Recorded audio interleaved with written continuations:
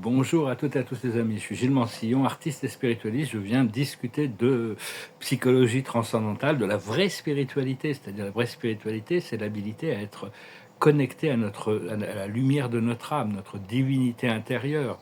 Et au plus on est abandonné, au plus on reçoit d'assistance du monde spirituel.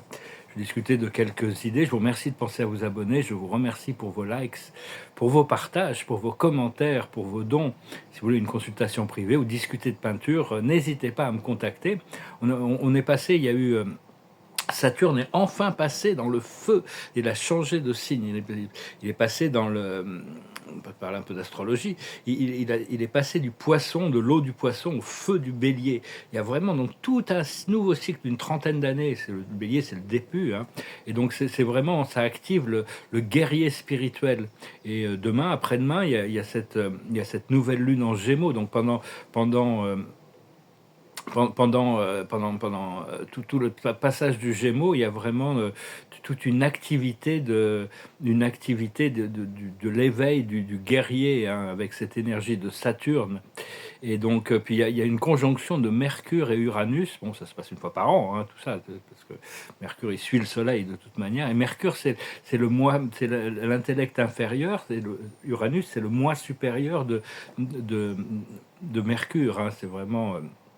Donc c'est vraiment l'éveil, c'est le moi supérieur et le moi inférieur, l'esprit mental inférieur et l'esprit mental supérieur qui sont en train de fusionner.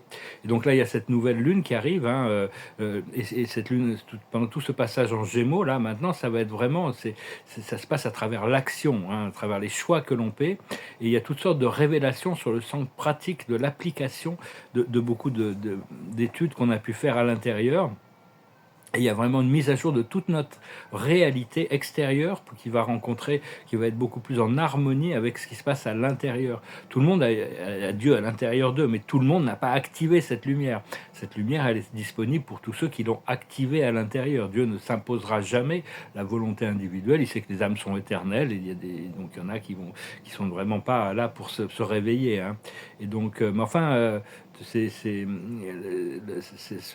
Saturne, pendant 2 ans et demi, il va traverser cette constellation du Bélier. Et donc, c'est vraiment le courage inconditionnel face à toutes les adversités, hein, pour dissoudre tous les paradoxes. Ça va dissoudre aussi tous les paradoxes qu'il peut y avoir dans notre conscience par rapport. On a dû gérer beaucoup de paradoxes, des choses qui ne peuvent pas exister, mais qui existent quand même dans notre réalité interne. Et donc, ça va ramener toutes les choses en harmonie. Saturne, c'est vraiment une planète très importante, c'est une planète magnifique. J'ai eu l'occasion de... Pas jamais été à l'intérieur, enfin si, j'étais un peu à l'intérieur quand même, mais j'ai pas pu voir tout ce qui se passait dedans, mais ça m'est arrivé de survoler dans un vaisseau, de survoler les anneaux de Saturne. C'était une expérience que j'oublierai jamais. Et donc Saturne, c'est vraiment pas de compromis, hein. C'est une planète très rigoureuse. Il est là pour nous être sûr qu'on apprend les leçons qu'on a choisi d'apprendre. Ça demande de la discipline mentale et une conscience concentrée sur les choses. Et donc c'est une planète, moi ma planète principale, c'est la planète Chiron, qui est très connectée à Saturne. Hein. Mon maître guide m'a rappelé l'importance de Saturne, qui maintenant avait été piraté par les forces sombres, qui maintenant a été rééclairé, tout son noyau est lumineux. Donc c'est vraiment un assistant très puissant. Toutes les planètes sont des assistants pour nous rendre nos pouvoirs. Il y a aussi à travers cette traversée de Saturne, à l'intérieur du Bélier, hein, progressivement, il y a vraiment une mise à jour de tout notre système nerveux, hein, toutes ces forces activées par le feu du Bélier. Et ça va renforcer notre souveraineté de notre âme plutôt que les conditions extérieures de la réalité. Et donc, c'est vraiment ce qu'on cherche, c'est une activation de notre âme authentique, hein, avec qui est activée. Euh, donc, je vais rebondir un peu. J'ai parlé de l'âme dans ma dernière vidéo. Je vais rebondir un peu là-dessus. Enfin, personnellement, je vois que au plus je prends conscience de l'incarnation passée que j'ai pu avoir ici sur Terre. Tout le monde a eu de nombreux pas autant chacun, dont on a tous une histoire très très différente au niveau de notre âme et toutes ces incarnations, mais il y a énormément de diversité dans nos incarnations. C'est-à-dire, personnellement, j'ai toujours, toutes les vies qu'on m'a montrées, c'est des vies qui ont servi l'évolution. C'était un petit peu au service de l'évolution de la conscience humaine, hein. J'ai eu des incarnations anonymes, comme tout le monde, mais j'ai aussi beaucoup d'incarnations historiques. C'est assez intéressant. Et donc...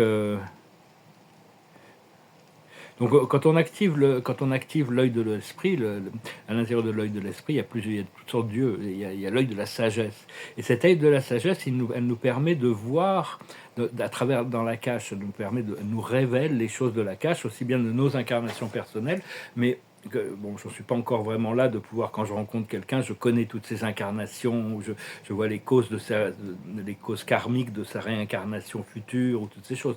Mais enfin, tout ça, c'est là, c'est vraiment là comme potentiel. On va pouvoir vraiment développer. La sagesse, c'est supérieur à la vérité. C'est vraiment ce qu'on cherche le plus. Il y a toujours des nouveaux niveaux de sagesse à découvrir. C'est vraiment l'habilité à mettre la connaissance en pratique. Et donc la sagesse, elle nous révèle aussi bien l'origine que l'histoire, mais aussi la destinée, hein. Et donc, oui, puis personnellement, j'ai une lune en scorpion dans cette incarnation, donc actuellement, je suis forcé d'abandonner toute idée de sentimentalité, ou de l'amour romantique, tous des aboutissants. J'ai des connexions d'âme qui m'ont forcé à abandonner toute illusion d'amour romantique. Cela dit, toute mon ascension dépend de ma relation avec les femmes, parce que cette lune en scorpion me force, pas forcément au niveau physique, mais au niveau psychologique. Donc c'est assez initiatique tout ce qui s'est passé, tout ce qui se passe. Je vais tirer une carte pour voir la carte de la journée. Et il y a toujours des nouvelles connexions d'âme qui se forment constamment. L'âme, elle continue à grandir, l'âme collective, on est tous connectés au niveau de l'âme, hein. Et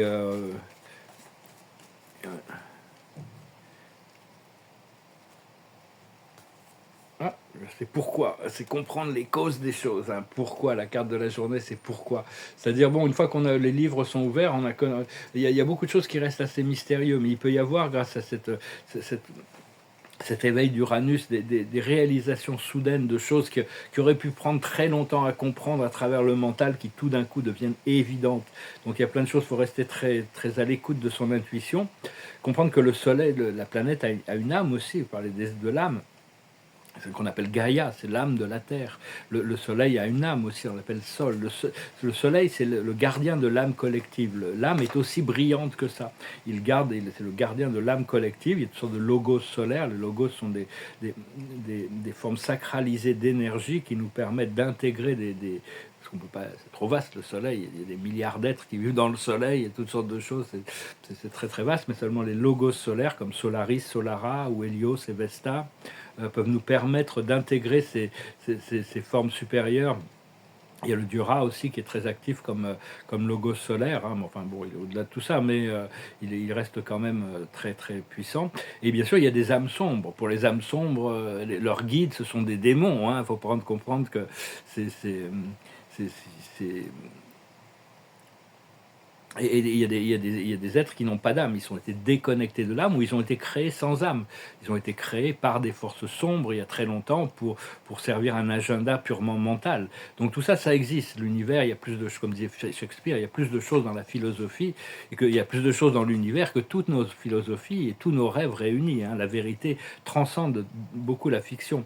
Mais au niveau de l'âme, j'ai visité un endroit un jour, on m'a montré, on m'a montré cet endroit. C'est-à-dire qu'il y a il y a des hommes, il va y avoir des femmes aussi, qui abusent tellement la vie. Tous les hommes qui abusent les femmes ou qui abusent les enfants, ils se retrouvent à la fin de leur vie, leur âme ne veut plus entendre parler d'eux pendant un moment, hein. Donc ils n'ont plus d'âme, donc ils restent, ils deviennent des ombres. Ils deviennent des ombres après la mort. Et j'étais dans cet endroit où tout d'un coup, j'étais dans cette cour, il y avait ces immeubles tout autour, et puis je voyais des milliers, des milliers d'ombres et tout ça. Puis elle se rapprochait de moi, puis j'ai mon ange gardien qui me dit cours, sors de là. Donc je suis parti. Mais bon, ils attendent tous d'être délivrés par Dieu. Mais donc si tous ceux qui abusent la vie trop, à moins qu'ils aient un programme d'évolution polarisé négativement, il y en a qui se retrouvent comme des ombres après leur vie. Ils ne trouvent pas de refuge pour leur âme s'ils n'arrivent pas à respecter les principes de la sexualité. Ils se retrouvent un peu isolés. Donc il y en a beaucoup comme ça, hein, aussi. Et Et donc, et oui, et la source de beaucoup d'êtres sans âme sont des dragons reptiliens, hein, qui sont pas du tout, ils ont juste les 3 premiers chakras activés. Ils ont bloqué tout pour justement ne pouvoir, bon, pas plus complètement déconnecter de la source, mais enfin bon, ils ont pas de connexion au cœur, ils n'ont pas d'émotion, ils n'ont rien, donc ils sont purement intellect. Et mais enfin, on est en train de libérer tout ça, hein. Ils ont été créés par les archontes il y a très très longtemps. Par des êtres qui venaient d'un autre univers.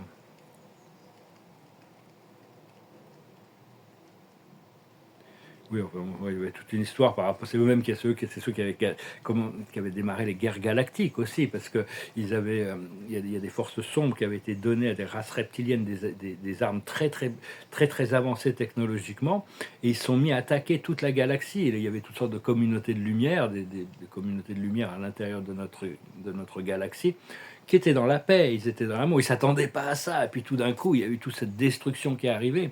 Et c'est comme ça que la Fédération Galactique s'est formée comme une force intelligente. Bon, maintenant, ils ont développé des armes défensives. Ils ont gagné cette guerre, mais ça a pris très longtemps. Ça a été très destructif, les guerres d'Orion. Hein, et donc. Je voulais parler aussi de la personnalité. La personnalité, c'est quelque chose de très mystérieux dans l'univers. Il y a toutes sortes de personnalités. C'est sûr que la personnalité de Dieu est très différente de la personnalité humaine. Et l'esprit mental de l'ego-personnalité, c'est l'opposition principale à l'âme. Cela dit, quand on ascensionne, on garde notre personnalité. La personnalité, c'est le hub. C'est une sorte de, c'est vraiment tout passe à travers notre personnalité. Il y en a un nombre infini, mais il n'y en a pas deux les mêmes. Il y a que Dieu est le père des personnalités, hein, c'est-à-dire qu'on ne peut pas communiquer en tant que personne à des êtres qui ne sont pas personnels. Donc, c'est-à-dire Dieu en tant que personne, il crée, Dieu en tant que super personne, il se fragmente, comme en tant que pré-personne, il se fragmente, comme les présences je suis, et en tant que super personne, il éventue, mais on ne peut pas complètement communiquer avec les êtres super personnels de l'univers à ce plan, à ce niveau d'évolution. Et donc la personnalité, c'est quelque chose d'immuable, hein, c'est quelque chose de, une fois qu'on est créé, on n'a pas le choix, on doit traverser ça, mais on est tous uniques. Donc c'est jamais la personnalité qui est en cause, c'est le caractère. C'est le caractère et la conscience de la personne, parce que la personnalité, on garde cette même personnalité. Moi, je vois, c'est très marrant d'ailleurs, quand je regarde mes vies passées, j'ai eu une vie passée où j'étais acteur de cinéma, passé, enfin, avant que je naisse ici, et je peux voir, je peux reconnaître ma personnalité à l'intérieur de cette autre personne qui était un autre personnage. Mais bon, c'était assez drôle, c'est assez drôle quand je regarde des films avec cette personne, c'est assez drôle. Me demandez pas qui c'est, hein, tout ça, si vous avez assez de lucidité, vous pourrez le voir. Mais toutes les vies passées, c'est quelque chose de très personnel, qui se révéleront plus tard de toute manière. Et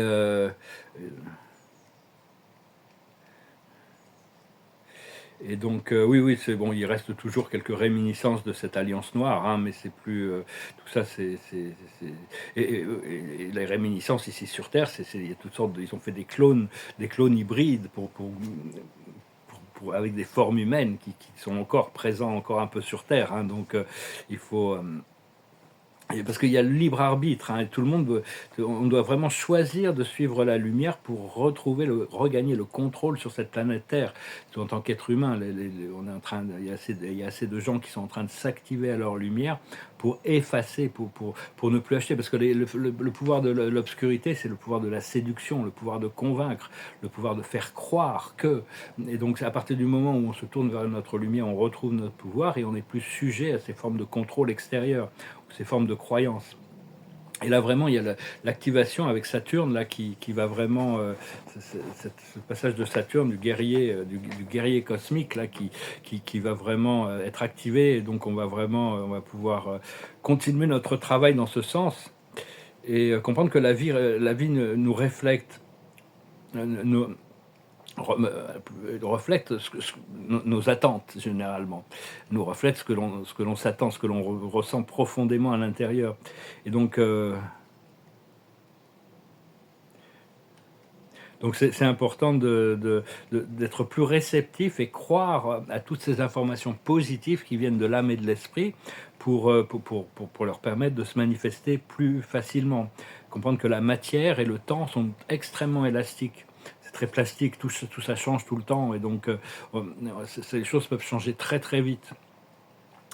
Et donc, parce qu'on on est ici pour briser les chaînes et transformer, pour se tourner vers l'amour et la lumière, hein. Euh, Parce on a accepté de porter et de transmuter beaucoup plus d'impuretés et de choses sombres que notre propre lot, hein. Donc on est quand même très méritant parce qu'on avait besoin de faire ce travail. Notre âme sait qu'on pouvait le faire, donc on l'a fait. Et, euh,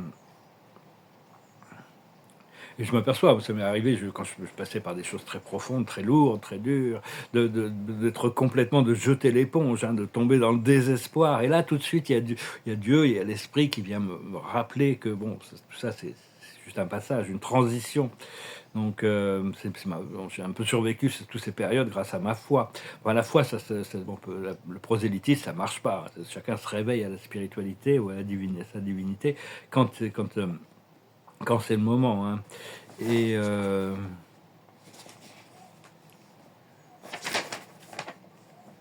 et donc oui, il y a un éveil qui arrive au niveau du flash solaire. Le flash solaire, ça vient, c'est une sorte de une cumulation d'énergie par rapport au travail, à toute cette lumière qui a été accumulée à l'intérieur, hein. C'est un alignement intérieur plus qu'un événement cosmique imposé.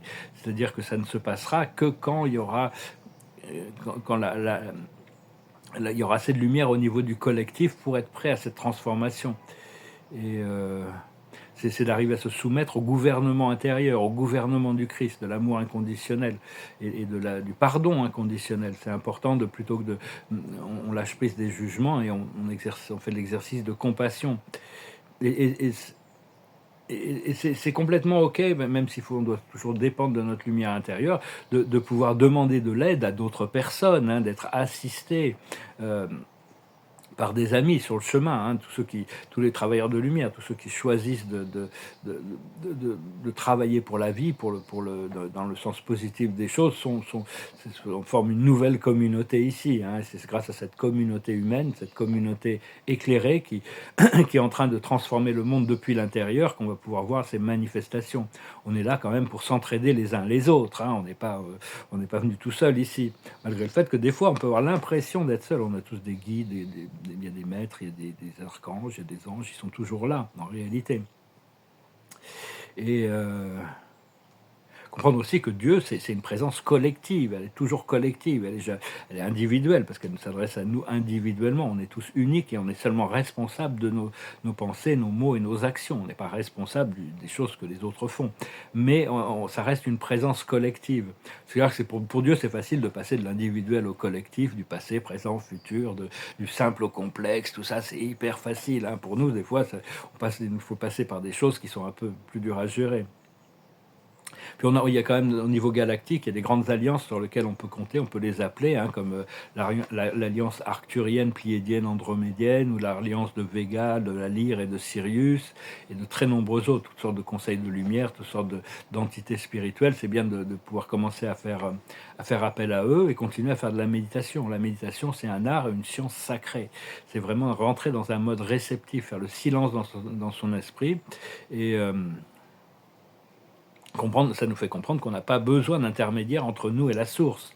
Ça nous permet, il y a plus de toutes les séparations sont en train de se dissoudre au fur et à mesure que Uranus et Mercure, le moi supérieur, le mental supérieur et le mental inférieur commencent à fusionner.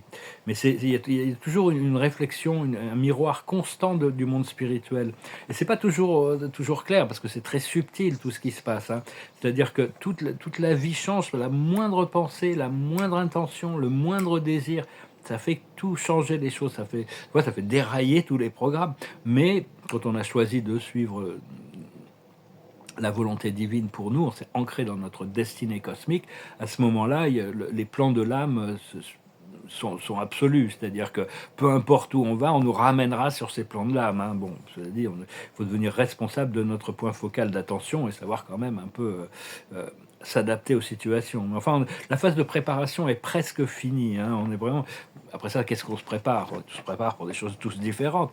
On se prépare pour le prochain niveau de notre vie, de notre évolution, de notre chemin.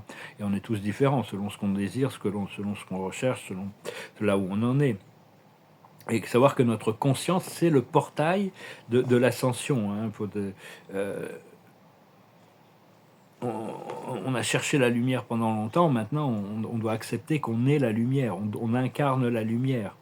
Et comprendre que toutes les révélations sont secondaires par rapport à la révélation de notre nature divine, la, la révélation de notre âme immortelle.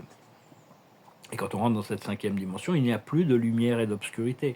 Il n'y a plus de bien ou de mal. Il y a le pur et l'impur, bien sûr, mais tout ça reste des aspects complémentaires du grand continuum de la création qui sont utiles à l'évolution des consciences. Donc on doit lâcher prise des conflits et des jugements pour rentrer dans l'amour et la compassion. Voilà les amis, j'espère que ce message aura été intéressant pour vous. Je vous remercie de votre soutien. Je me prépare pour ces grands changements également. Toutes sortes de changements intérieurs, extérieurs, hein. Tout ça c'est en train de... Ah, il y en a une qui se laisse échapper, c'est quoi? Les opportunités, voilà. Les opportunités vont frapper à la porte, donc soyez prêts. La carte de la journée, c'est les voyages. Préparez-vous. Moi, mes valises seront vite prêtes, hein. Je sais que je vais être appelé pour commencer à bouger. La sagesse de la journée, c'est avancer. On doit avancer, hein. C'est vraiment le Gémeaux, là, ça va être vraiment... Le Gémeaux, il se reconnaît dans l'action, hein. C'est vraiment... il se reconnaît pas dans la pause. C'était plus le Poisson, hein, qui est plus dans la pause. Là, on va trouver des opportunités dans l'action. Ce que l'on doit comprendre, c'est la solitude. Il faut accepter,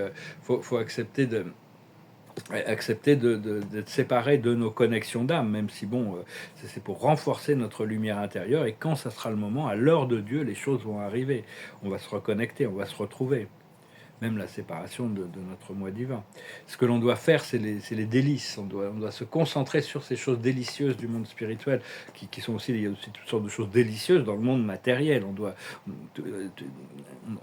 rien rejeter. On doit juste faire les choix des choses qui nous apportent du bien et qui font du bien aux autres.